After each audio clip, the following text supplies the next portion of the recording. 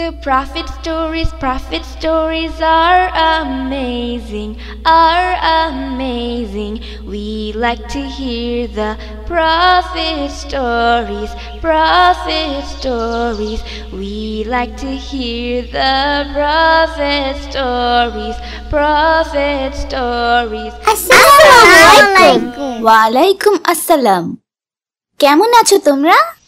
আলহামদুলিল্লাহ, আমরা ভালো আছি। আমরা আপনার কাছে নবীদের গল্প শুনতে চাই। মাশাআল্লাহ, অনেক ভালো। মুসলিমদের জন্য নবীদের গল্প অনেক দরকার। আজকে আমরা নবী ইউনুস আলাইহি ওয়াসাল্লামের গল্প শুনব। তোমরা শুনবে তো? হ্যাঁ, চলো তাহলে শুরু করি। বিসমিল্লাহ।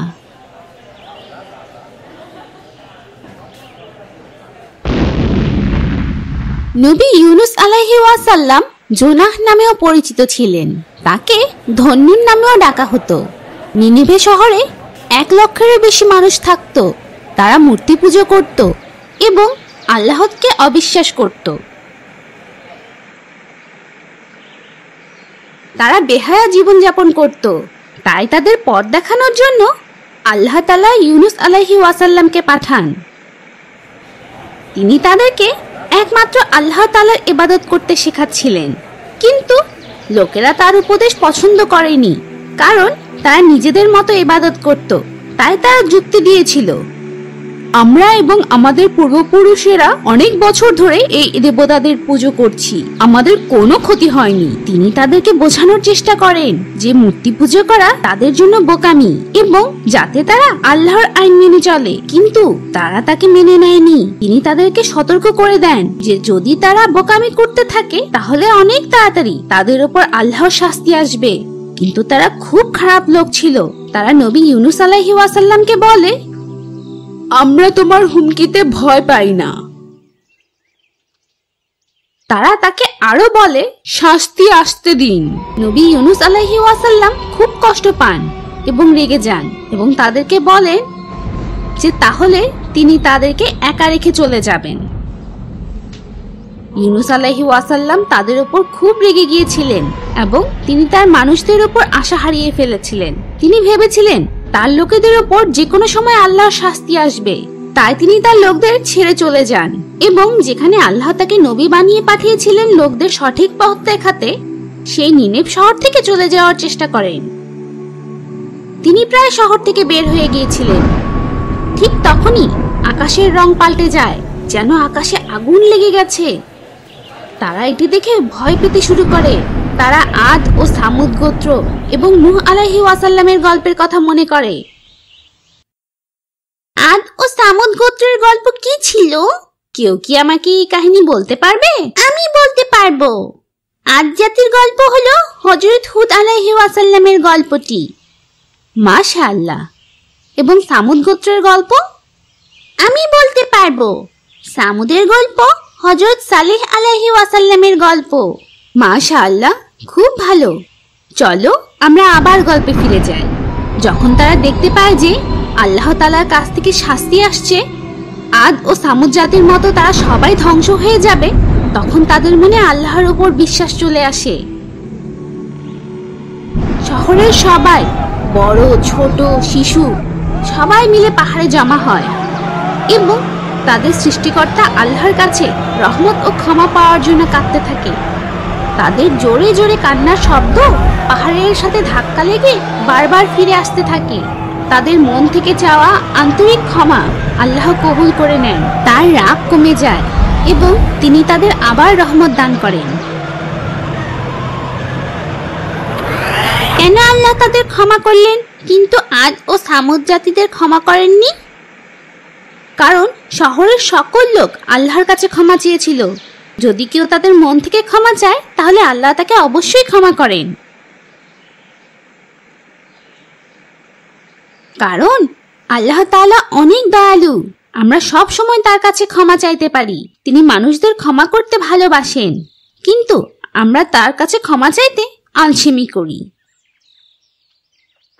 এরপর কি হলো? যখন আল্লাহ তাআলা তাদের পথ থেকে ঝড় সরিয়ে নিলেন, তখন তারা তাদের সঠিক পথ দেখাতে নবী ইউসুফ আলাইহি ওয়াসাল্লামকে ফেরত পাঠানোর জন্য আল্লাহর কাছে দোয়া করে। কিন্তু নবী ইউসুফ আলাইহি ওয়াসাল্লাম শহর থেকে অনেক দূরে চলে গিয়েছিলেন এবং একটি যাত্রীবাহী জাহাজে সাগর পাড়ি দিচ্ছিলেন। জাহাজটি সারাদিন শান্ত পানিতে সুন্দরভাবে বয়ে যাওয়া বাতাসের সাথে চলছিল। রাত হয়ে যাওয়ার সাথে সাথেই সাগরের অবস্থা পাল্টে যায় এবং অনেক ভয়ঙ্কর ঝড় আসে, যেন জাহাজটি টুকরো টুকরো করে ফেলবে। সাগরের ঢেউ অনেক ভয়ঙ্কর ও বড় ছিল, এগুলো পাহাড়ের মতো উঁচু হয়ে যায়। তখন আল্লাহ সাগর থেকে সব থেকে বড় তিমিটি পাঠান। এটি আল্লাহর আদেশে মুখ খোলা রেখে জাহাজের পেছন পেছন যাচ্ছিল।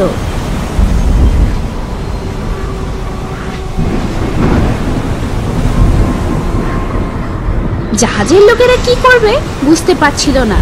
জাহাজের নাবিক সবাইকে ভারী জিনিস জাহাজ থেকে ফেলে জাহাজ হালকা করতে বলে, তাই তারা তাদের জিনিসপত্র বাক্স পানিতে ফেলে দেয়। কিন্তু তাদের বাঁচার জন্য এটি যথেষ্ট ছিল না। সেই সময় কাফেররা সাগর ও বাতাসকে তাদের দেবতা বলে মনে করত। তারা সাগরের মধ্যে একজনকে ফেলে দিয়ে তাদের রাগ করা দেবতাদের খুশি করতে চাইল। কিন্তু তাদের মধ্যে কাকে আগে ফেলা হবে সেটা ঠিক করা তাদের জন্য খুব কঠিন ছিল। তাই তারা নিজেদের মধ্যে লটারি করে, লটারিতে যার নাম আসবে তাকেই সাগরে ফেলে দেওয়া হবে। যখন তারা লটারি করলো তখন ইউনুস আলাইহি ওয়াসাল্লামের নাম আসলো, কিন্তু তারা জানতো যে তাদের মধ্যে ইউনুস আলাইহি ওয়াসাল্লাম সব থেকে ভালো এবং সবচেয়ে সম্মানিত মানুষ ছিল। তাই তারা তাকে সাগরে ফেলে দেয়নি। তারা আবার লটারি করে। আবারও নবী ইউনুস আলাইহি ওয়াসাল্লামের নাম আসে। তারা তাকে আরো একটি সুযোগ দেয়, কিন্তু তৃতীয়বারও নবী ইউনুস আলাইহি ওয়াসাল্লামের নাম চলে আসে। তখন নবী ইউনুস আলাইহি ওয়াসাল্লাম বুঝতে পারলেন যে এর মধ্যে আল্লাহর কোনো ইশারা আছে, কারণ আল্লাহ তাকে তার লোকদের প্রতি যে কাজ দিয়েছিল তিনি সেটি না করে চলে এসেছিলেন এবং আল্লাহর অনুমতিও নেননি। যখন তিনি বুঝতে পারলেন যে ঝড়টি তার কারণে হচ্ছিল, তখন তিনি জাহাজের কিনারায় দাঁড়িয়ে আল্লাহর নামে লাফ দিলেন। তখনই একটি বড় ঢেউয়ের মাঝে তিনি অদৃশ্য হয়ে যান এবং যে তিমিটি জাহাজের পেছন পেছন চলছিল সেটি তাকে গিলে ফেলে। আল্লাহর আদেশে তিমিটি তাকে সাগরের একদম নিচে নিয়ে যায়। রাতের এত অন্ধকারে নবী ইউনুস আলাইহি ওয়াসাল্লাম নিজেকে মৃত ভাবেন, কিন্তু যখন দেখলেন যে তিনি নড়তে পারছেন তখন বুঝলেন যে তিনি তখনও বেঁচে আছেন। আল্লাহ তাকে 3 ধাপ অন্ধকারের ভেতরে রাখেন। কে এই 3 ধাপ অন্ধকারের ব্যাপারে বলতে পারবে? আমি বলতে পারবো। একটি ছিল রাতের অন্ধকার এবং আরেকটি ছিল তিমি মাছের পেটের অন্ধকার। আমি তৃতীয়টি জানি, এটি হলো সমুদ্রের নিচের অন্ধকার। মাশাআল্লাহ, সেই অন্ধকারে তিনি আল্লাহর ভয়ে ভীত ছিলেন। তিনি তার ভুলের জন্য খুব দুঃখিত ছিলেন। তিনি তিমি মাছের পেটে থেকেই আল্লাহর কাছে তার ভুল স্বীকার করেন